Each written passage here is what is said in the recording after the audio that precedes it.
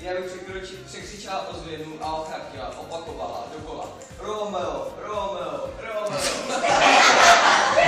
Máte už jenom tě jménem. Jak nejtěžnější fotbalocky zní, stříbře tě kašechtá, slůvka milanců. Romeo. Drahá. Tolik jako ptáček, kterého škodolivec spouští z daní. Na 2-3 kručky, spouty na nohou a nejednou jednou nítkou strhne skér, žádlivé bázně, aby neutekl. Chci být tvým ptáčkem. Těch bys byl. Blíž, Robert, blíž, protože už jsi umí. Ještě! Ne,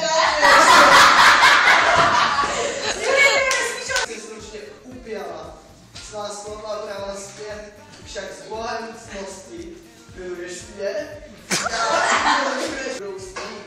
Romeo, miláčku.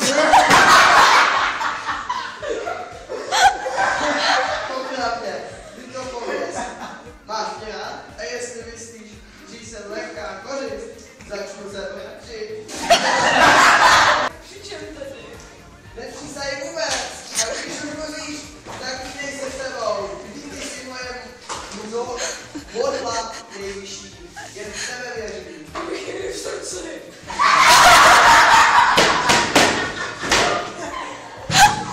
Ne, nepřísahej, jak je pojď. To, co se dnes stalo, netěší mě. Je to tak prudké, nerozumné, náhle, jak blesk z čistého nebe, který zmizí. Já taky zmizím.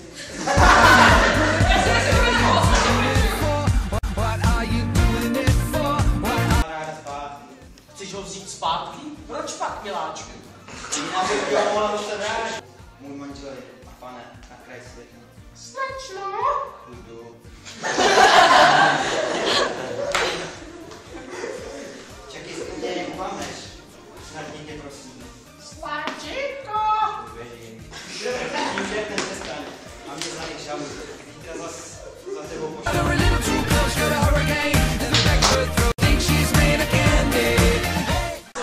Tam je tak dobrý. No, no, no, no, no.